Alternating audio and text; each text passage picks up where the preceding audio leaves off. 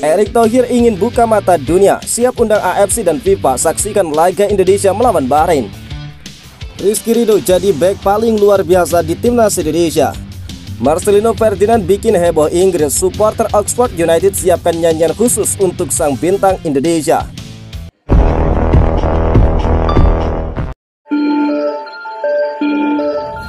Rizky Ridho terus menunjukkan performa yang konsisten bersama dengan timnas Indonesia. Pemain 23 tahun itu punya catatan spesial bersama skuad Garuda, yaitu 2 tahun tanpa kartu kuning maupun merah dari wasit. Ketika kalah 0-4 dari Jepang pada duel melawan Jepang di kualifikasi Piala Dunia, hampir semua pemain Indonesia tampil di bawah performa terbaik. Namun Rizky Ridho dinilai tampil cukup bagus di laga itu. Sedangkan saat Indonesia menang 2-0 atas Arab Saudi, penampilan Rizky Ridho mendapatkan banyak pujian. Dia dinilai sukses besar menjaga pemain depan Arab Saudi. Bahkan dia masuk starting 11 terbaik versi SofaScore. Pada 2 laga tersebut, Rizky Ridho membersihkan diri dari 2 kartu kuning maupun merah. Dan itulah ciri khas dari Rizky Ridho. Dia memang jarang mendapatkan sanksi dari wasit. Biasanya seorang bek tengah identik dengan tackle dan juga pelanggaran. Akibat 2 hal tersebut, tidak jarang mereka harus menerima kartu kuning bahkan merah. Justin Hunter adalah pemain yang mewakili hal tersebut. Namun Rizky Ridho jauh dari karakter itu. Dia sering terlibat duel dengan lawan, terlepas tackle dan merebut kendali bola dari lawan. Hanya saja Rizky Ridho jarang mendapatkan kartu. Dikutip dari data transfer market, Rizky Ridho baru mendapatkan 2 kartu kuning dari 42 caps bersama timnas Indonesia pada level senior. Jumlah gol Rizky Ridho 4, lebih banyak dari kartu kuning yang diterimanya. Kartu kuning terakhir didapat Rizky Ridho di level senior pada laga Piala AFF 2022 melawan Brunei Darussalam 12 Desember 2022. Jadi sudah 2 tahun pemain Persija Jakarta itu tidak mendapatkan kartu kuning bersama Indonesia. Rizky Ridho dihadapkan pada situasi sulit untuk mendapatkan menit bermain di timnas Indonesia, sebab dia harus bersaing dengan banyak pemain keturunan. Yang paling baru dia harus bersaing dengan Max Hilhurst dan juga Kevin Dix. Namun Rizky Ridho tetap menjadi pilihan utama Sintayong. Performanya yang konsisten membuatnya selalu dimainkan Sintayong pada 10 laga terakhir timnas Indonesia. Selain konsistensi, Rizky Ridho juga punya kemampuan adaptasi.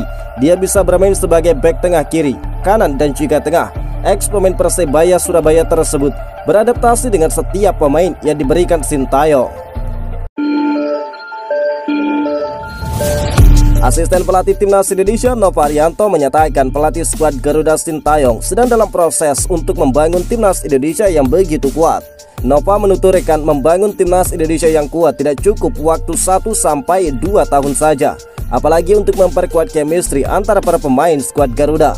Seperti kita ketahui, para pemain keturunan baru bergabung dalam 1 tahun atau beberapa bulan belakang, jadi mereka membutuhkan waktu untuk memahami satu sama lain.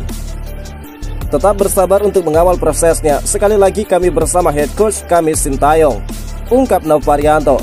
Timnas Indonesia kini dalam tren positif di putaran ketiga kualifikasi Piala Dunia. Skuad Garuda mengoleksi 6 poin dari 6 pertandingan, hasil 1 kemenangan, 3 kali imbang dan 2 kali kalah. Sedang dalam proses membangun timnas Indonesia yang kuat ke depannya, dan itu tidak bisa 1 atau 2 tahun karena dalam membangun chemistry antar pemain membutuhkan waktu. Terus berikan dukungan dan masukan yang positif, karena kami memahami ekspektasi kepada tim nasional kita saat ini semakin tinggi, dan itu menjadi motivasi kami untuk selalu berusaha yang terbaik, ungkap Nova Arianto. Terima kasih kepada Bapak Ketua Umum PSSI Erick Thohir untuk semua supportnya. Semoga apa yang dicita-citakan bersama bisa selalu diberikan kemudahan, tambah dari Nova Arianto.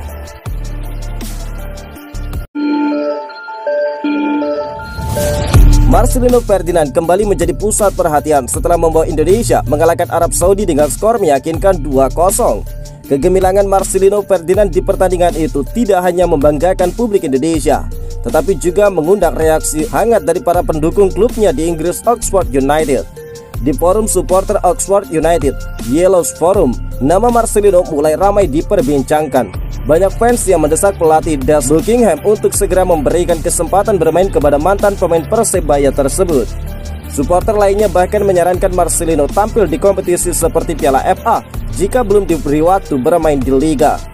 Kegemaran para pendukung ini semakin jelas dengan adanya rencana unik dari seorang supporter bernama Sergei.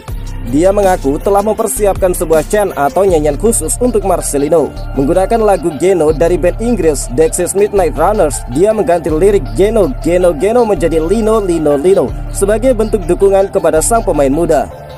Ketika Lino mendapatkan penampilan di tim utama, ada template yang sudah saya siapkan untuk lagu yang cocok dengan dirinya, kata Sargi. Debut Marcelino Ferdinand di tim utama Oxford United masih menjadi teka-teki. Laga terdekat Oxford United adalah melawan Middlesbrough pada Sabtu 23 November.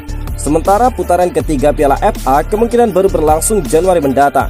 Namun satu hal yang pasti, nama Marcelino Ferdinand sudah mendapatkan tempat di hati para pendukung klub Inggris tersebut.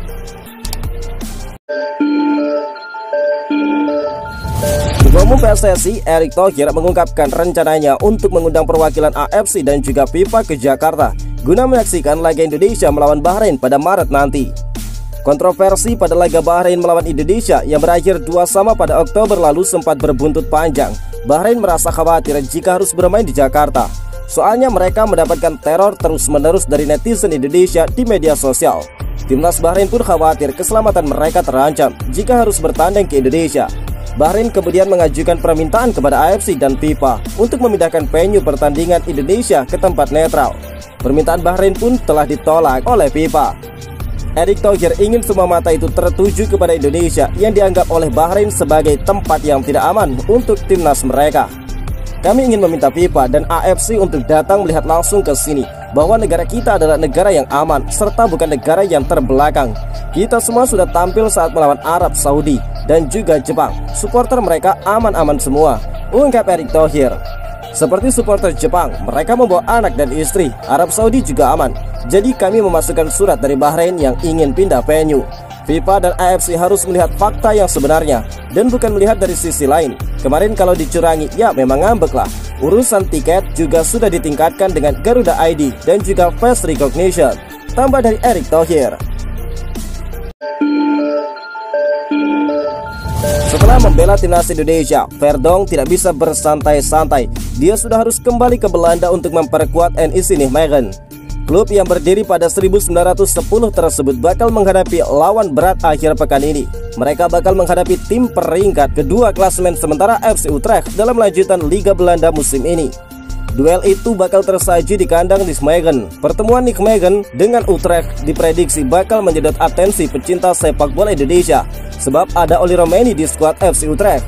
Olly Romeni tengah menjadi buah bibir di tanah air setelah dirinya sepakat dinaturalisasi untuk memperkuat Indonesia.